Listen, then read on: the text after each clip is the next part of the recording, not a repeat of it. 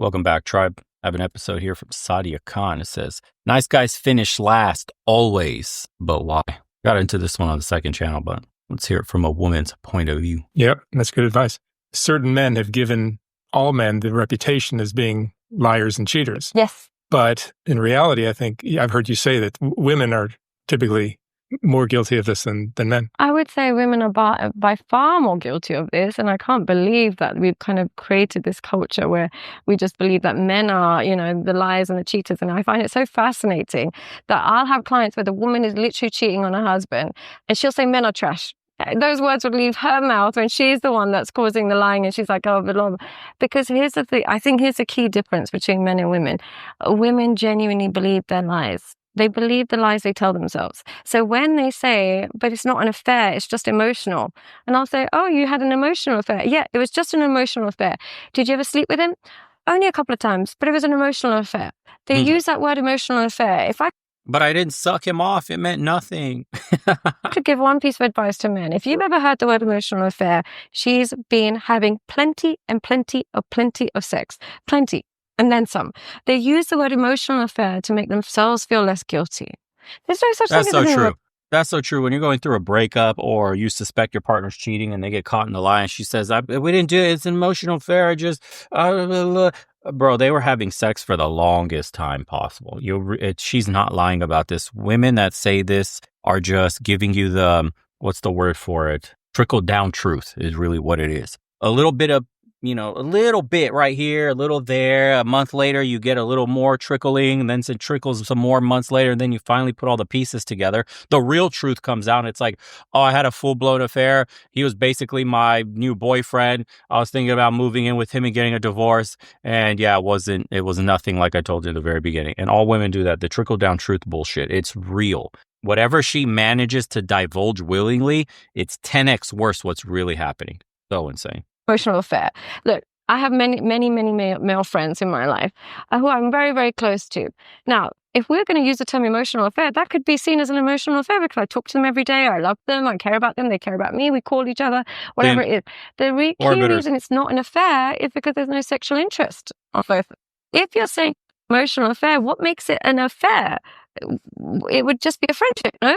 The fact that they're saying emotional affair is their way of diluting the truth. There was physical relationships. And here's the bigger problem. Men believe it. The bigger problem is, oh no, she had an emotional affair. I think she started talking to the guy, but nothing happened. You're a man, right? You're a man. I think most guys do that. Most guys will say they don't believe it and nah, she's not having a real affair. It's just, she was just feeling lonely. So she talked and vented her feelings to this guy and wasn't gobbling him up in the parking lot after work. It's okay. She had a moment of weakness, but thank God nothing ever happened. It's because you're so deep in the fucking system, bro. You can't leave. You're married, most likely.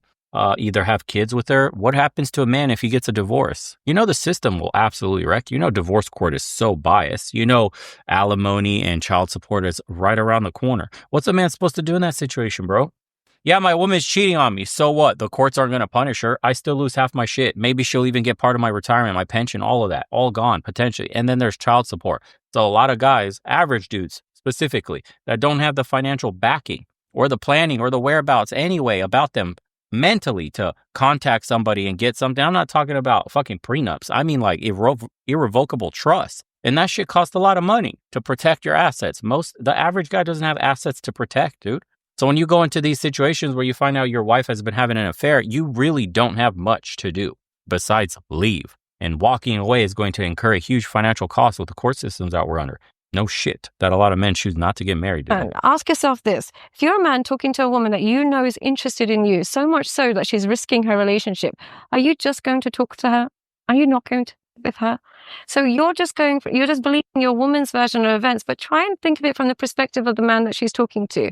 There's a woman who's married or has a relationship, and she's risking it all and sending you pictures or sending you messages and calling you late at night. Wouldn't you think, whoa, she's risking it all. Let me try my luck. How does it stay at emotional affair in your mind? Now, maybe there's times there are emotional affairs because, they live in a different country or this and that happened. But seems to be a get out of jail card with the word emotional affair because men seem to think if it's just an emotional affair, it's okay. But it's usually they're telling themselves this lie. It's not true. Yeah, emotional affair means physical affair, but if my husband comes to me and says, Sabi, I'm having an emotional affair, I'll go, shut the fuck up, you're sleeping with this girl. And I'm going to DNA test everything because I'm smart enough to know there's no such thing as an emotional affair. But if I tell a man that, for some reason, he wants to believe that it was just an emotional affair because it protects his ego, I would honestly say, wake up. Interesting. What do men misunderstand about how women operate? They genuinely, some, like I said, naive, they're naive. But here's what the main thing is. They think women don't care about attraction. This is the fundamental mistake men make. They think women don't need to be attracted, and we do. I'm not saying you need to be super handsome, but we have to be attracted to you. Whatever that is. Some women are attracted to dad bods. Some women are attracted to short men. Some women are attracted to any race, any color, any size. But they have to have attraction for her to respect you and have a fear of losing you. Without this attraction, she has no fear of losing you. It's respect first. Respect first will build attraction. A woman can never respect a man. Like this whole short thing, it's cool for the short kings, but it's hard. You have to work for extra respect when you're short from a woman because she'll look at you like a kid. That kills the attraction. Okay. Why do you think that they could look at the same man? There was this clip that went viral, guys, on social media where this dude got on some dating show of some dating coach woman. And she quipped out that saying like, the chat told me you have $350 million, that you're worth 350 millies. And the guy was like, yeah, not exactly 350, but obviously the guy had hundreds of millions of dollars. And then it cues to his Instagram DMs, and there's nothing but a fucking thirsty chick, bro. Hundreds, thousands of messages like, hey, big head. Hey, cutie. Wow, you're so handsome. Saw you on this chick show, dating show. That's what it is. Respect immediately. The guy's got hundreds of millions of dollars. He's operating on another level of society. You can't help but have respect. Everybody wants a piece of that. But for women, it translates into attraction. That's why you could be ugly, but if you're standing on a mound of money, bro, you just turn handsome. It's what it is. It is that money, the ability for provisioning is what gets you respected, not just by women, but men in general. Society in general respects men that could gather resources efficiently. For women, that translates into being attracted, to respecting the man, to find. That's why some of these goofy dudes, bro, with like deep pockets can slam absolute dime pieces. It's not because he's super funny and that's all he's got to him with his fucking nasty ass hairdo and all this shit. It's just because that guy's got a ton of fucking money. Does she love him just for his money? Okay, she could be gold digging, but she'll respect the guy she's gold digging as opposed to you being the humble, respectful, nice guy with average pocket. And she'll treat you like hell in that relationship because she has almost no attraction for you. But here comes that big dick swinging, high flying, high performing dude at work. He doesn't even have to be better looking than you, but he just has more respect from all the other peers. And he's earning a ton of money on commissions and all this shit, bonuses and whatever. And all the women in the office are looking at him. It's the burden of performance is on the man always. That's why I tell you guys, you have to have a strong identity going into a relationship, and you can never let that go. Ever, bro. You can't meld your lives together. You can't get soft as fuck and spend all your extra time with her and turn into a fat fucking slob and get a beer gut and eat all the worst food and stop going to the gym and stop being interesting by having your own hobbies and doing shit with the boys and keeping your mind sharp and constantly evolving as a man. You can't. The moment you let up on that, bro, the respect is lost, the attraction follows, and now your woman is gobbling up Ted at the fucking office. Just being real. Zero. Attraction is fundamental for women. And what happens in this day and age or this kind of culture is back in the day, I'm not saying it was as essential. I would imagine in my parents' generation, particularly in Pakistan where I'm from, attraction was not relevant. It was not relevant. You can be happily married and so on and so forth.